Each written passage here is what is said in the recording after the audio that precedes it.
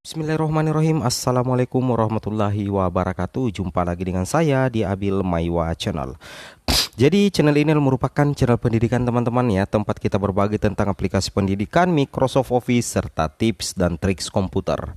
Jadi pada video kali ini kembali lagi kami akan berbagi sebuah video informasi terkait tanya jawab ya, terkait PPG Guru 2022, yang mana di sini banyak sekali teman-teman yang mempertanyakan, baik itu guru honorer ataupun ASN, yang mempertanyakan terkait SK awal dan SK pengangkatan terakhir serta linearitas bidang studi berdasar prodi. Ternyata bukan berdasar harusnya berdasar prodi, bukan berdasar pada mapel yang diampu. Itu pada saat teman-teman pengisian biodata mapel dan linearitas ijazah di PPG Guru dalam jabatan tahun 2022.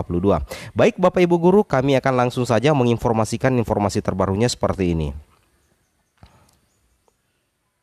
Jadi di sini kami ingin memberikan informasi bahwasanya untuk SIM PKB sudah normal kembali. Jadi Bapak Ibu guru sekalian, silakan akses kembali SIM PKB karena sudah normal kembali.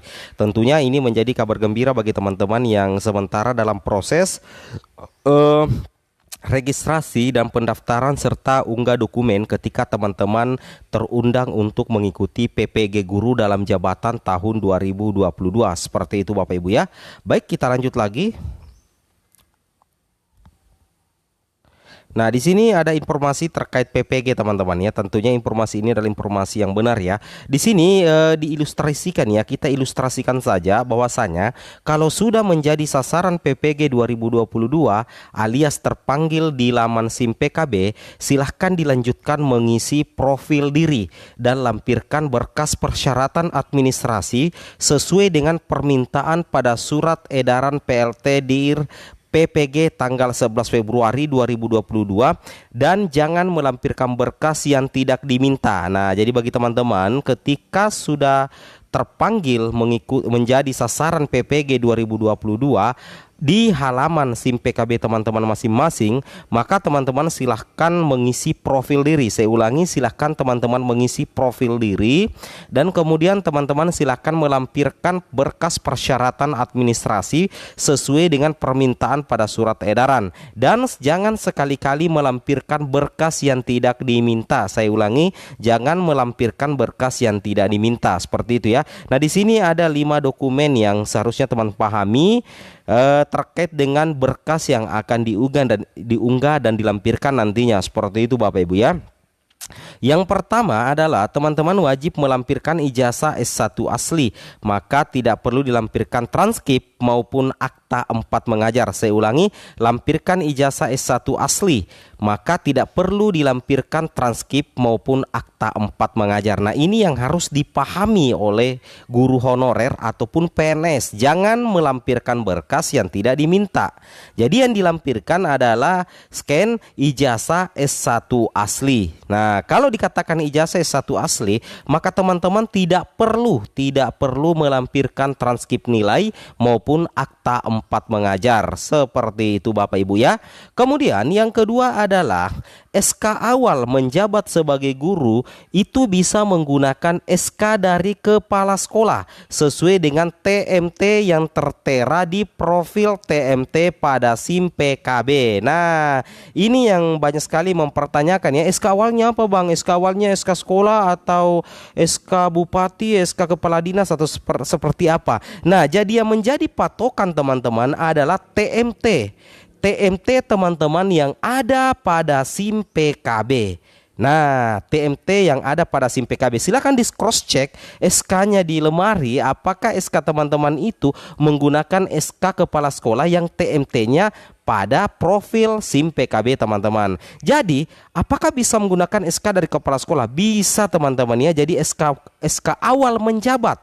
Ya, jadi SK pengangkatan pertama menjabat sebagai guru bisa menggunakan SK dari kepala sekolah dan disesuaikan dengan TMT yang tertera di profil TMT pada SIM PKB.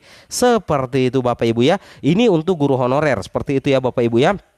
Kemudian yang di poin ketiga, SK pengangkatan terakhir dikeluarkan dari ketua yayasan bagi sekolah swasta dan SK CPNS PNS bagi guru PNS dan SK pengangkatan dari kepala pemerintahan, kepala dinas pendidikan bagi guru non PNS di sekolah negeri. Jadi untuk SK pengangkatan terakhir untuk guru yang berstatus non PNS itu bisa dari SK pengangkatan dari kepala pemerintahan. Kalau dikatakan SK dari kepala pemerintahan, berarti bisa SK bupati, SK wali kota atau SK gubernur kalau ada, dan bisa juga SK kepala dinas bagi guru non PNS yang ada di sekolah negeri. Jadi sudah terjawab. Bang, bisa SK terakhirnya SK kepala dinas? Bisa. Di sini kami sudah jelaskan ya.